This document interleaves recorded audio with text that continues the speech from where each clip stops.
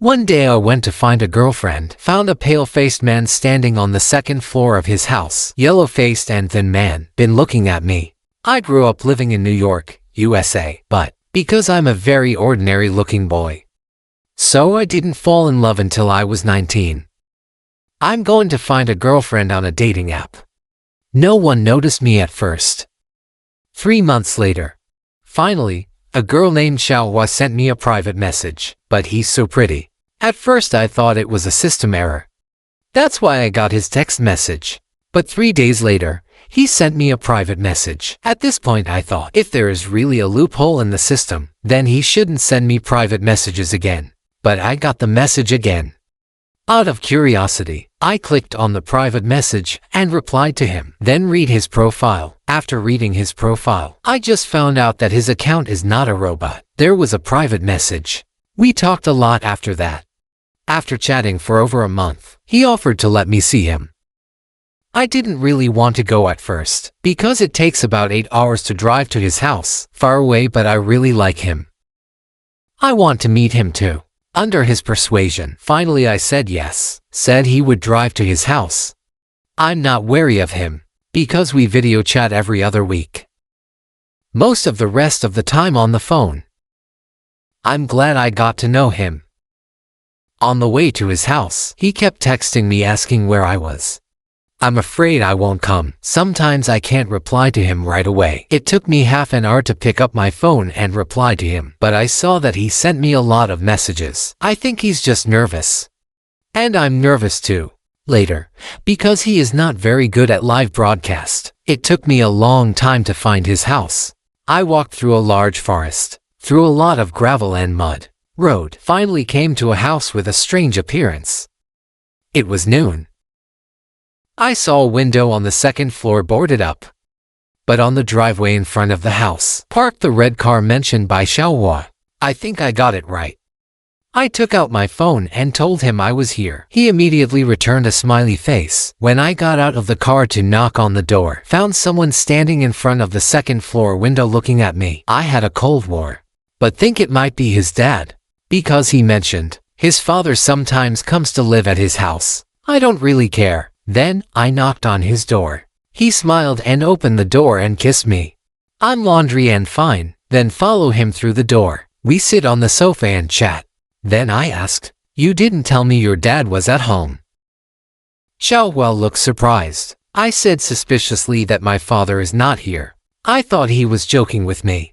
No kidding about the process. I just saw him standing by the window on the second floor, and he saw me too. Xiaohua suddenly turned pale. Then he said to me in a panic, "Let's get out." When we were all in the car, I asked him what was wrong. He was shocked and said my dad wasn't in my house. I'm the only one at home.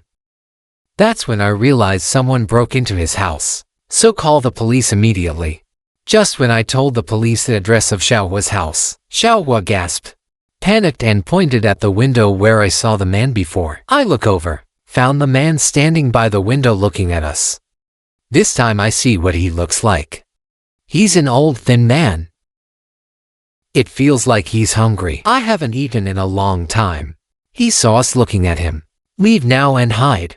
After, Xiaohua kept crying and blaming herself for not locking the door. Half an hour later the police arrived. When the police arrived, they asked us some questions. A police officer is in charge of asking me and Xiaohua questions. The other 2 policemen went into the house to find the man. After a while, they came back and told me and Xiaohua, "We didn't find anyone, but the back door is open. Maybe someone ran out of the house, then into the tree." After the police made sure there was no one else in the house, I left. But because Xiaohua was too scared, "Don't dare to stay home alone. Let me stay with him." I said yes.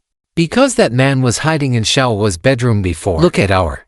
So, we don't want to stay there. So I'm going to sleep on the sofa downstairs. Xiaohua also took out the shotgun his father gave him, but he never used. I was startled, confused, and said no need to take a gun. That man is gone, but he feels more secure. So, I didn't say anything. I was watching TV that night. but Xiao was already asleep. Suddenly I heard the sound of a doorknob turning in the kitchen. I plucked up the courage to go to the kitchen and turn on the light, point a gun at the back door of the kitchen, and the person who broke into the little painter before, standing outside the glass back door. Good thing we locked the back door. He can't get in. The man was startled at first.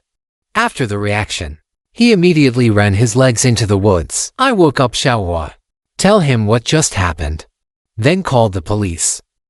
When the police arrived, they searched the woods, but still no one was found. They advised us not to stay here tonight.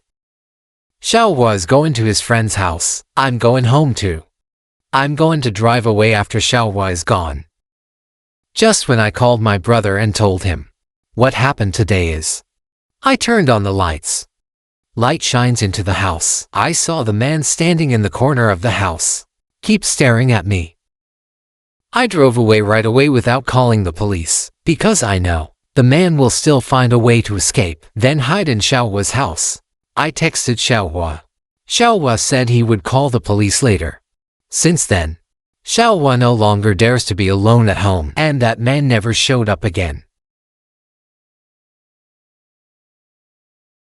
3 a.m. A drunk man walked up to my bed. Do something indescribable. This happened in the spring of 2007. My friend and I were backpacking in Europe at the time. Played for a month. We leave from London, passed through France, Netherlands, Germany. We ended our trip in Italy. Because the car is late, we're hours behind schedule. To Rome. Arrived at the hotel. The front desk said they thought we weren't coming. Has rented our bed to other travelers. But they told us not to worry. Said there were other places to rent to us, especially designed to deal with this situation. There are bunk beds in that room. A group of Spanish friends live there. The next few nights, we were with them. Let's go clubbing together, have fun. Then they left. Then came a new group of passengers on our last night in Rome. We played with them for a while, although there is a language barrier between us, but they all look good. Then we went out to play together. Around 2 a.m., my friend and I have come back. In about an hour, another group of people stumbled and drank. Then lie down on their beds. It didn't take long for the lights in the room to go out. They all fell asleep. Except for one person. The young man sleeping across from me crying is still awake. It's like playing with a phone. I didn't care too much at the time. Fell asleep soon. But just then, suddenly there was a light shining straight on my face. Then, I heard his phone click to take pictures. I was angry, but don't want to cause trouble. So, I just rolled over and turned my back to him. But he didn't stop. Still filming me, also in English, whispering something weird. When he walked from his bed to mine, I just realized that silence doesn't solve problems. For a while, he just stood next to me. Put your hand on my upper bunk. I was terrified. Don't know what to do. Suddenly I realized we are in a private apartment. No other passengers or staff inside. If I'm going to confront this guy, he might wake up his companion. I don't know if those people are dangerous. If so, then our situation is very dangerous, but I can't help it. I'm going to punch the man in the stomach, then rush into the kitchen with a knife hedgehog. Suddenly he knelt down. Put your hand on my bed. Right now. I said up abruptly, right in his face. Ask you viciously what you want to do. He froze, but didn't say anything. Then he got up and walked away. Then he went back to his bed. It didn't take long for him to shout. I didn't dare to sleep that night. Stay awake. When it's almost dawn, I woke up my friend. Get out of there quickly. He also asked me what happened last night, but I didn't answer him. A few hours later, we got on a plane to Heathrow. We haven't discussed it since. Two men broke into the house. I hid behind the sofa. They are getting closer and closer to me. I closed my eyes in fright, head blank.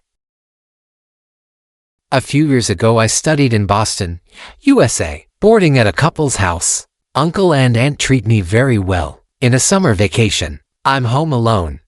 I was tidying up the room that night. When I finally get it sorted out, I just spread out on the sofa and play games. Suddenly I heard a knock on the door. I'm a more vigilant person, so I took a pair of tongs from the stove, just in case the people out there are bad people. Then slowly walk to the front door and look out. Find outside, clinging to a man who looks almost 30 years old, wearing a blue baseball cap, wearing a gray hoodie and black jeans, with a suitcase in hand. I watched him for a while. Hope he hears no one answering the door and goes by himself, but he's useless, still knocking on the door. Then look into the house from the window. I didn't want to talk to strangers back then. Just quickly hide behind the sofa so he doesn't see me. Then I saw him pull out his phone, whispered a few words on the phone. After a while, I heard someone fiddling with the kitchen door. The handle is still clanging. The more I listen, the more scared I get. I thought to myself that this person was clearly standing here. How can you get a doorknob in a kitchen so far away, still making a sound? But soon I knew why. Because I suddenly heard the sound of someone opening the back door of the kitchen, then found another man in black into my living room with a metal baseball bat in hand and black plastic bags. Then he walked to the front door, opened the door for the man outside, let him in. I'm holding my breath. I'm afraid they'll find me. Then they opened the drawer, rummaging through valuables once found in the suitcase they brought, and black plastic bags, and I've been hiding in the corner behind the living room, sitting behind the old green sofa. There are a few boxes next to it. Suddenly one of the men said, I think there must be something else in this house. Why else would they have the TV on? Another man said it made sense, but it's also possible that they left in a hurry. Forgot to turn off the TV. I've been listening to them from behind the sofa. Hope they leave soon. Not long after, these two men came to where I was hiding, close to me. I closed my eyes in fright. Think about it. They're gonna find me. But luckily, they passed my hideout. Didn't find me, but down the hallway into the master room. I can't beat these two men alone, so decided to outsmart. While they were looking for valuables in the master room, I quietly threw it out the back door, then run to the neighbor's house across the street. Luckily the neighbor was in his backyard, play with his kids. I told him right away that my house had been burgled. He took us into the house as soon as he heard it, then called the police. That's when I found those two men walking out of my house. I immediately used my phone. The picture of them coming out of the house, recorded. Also got their car license plate number. And the two thieves used this evidence. The police caught them a few days later. Valuables they stole, most of them found, except for Auntie's jewelry, which is not among them. But after about a week, police at a local pawn shop found those jewelry. Everything is back. Because I forgot to lock the back door that night, so the second man to get into the house so smoothly. I think the two of them should have been following us long ago. So plan. The first man to distract me. Another man broke in at the back door of my house. Since then, when I'm home alone, check the doors and windows of the house again and again. Is it locked? For fear that bad people will take the opportunity to break into the house again.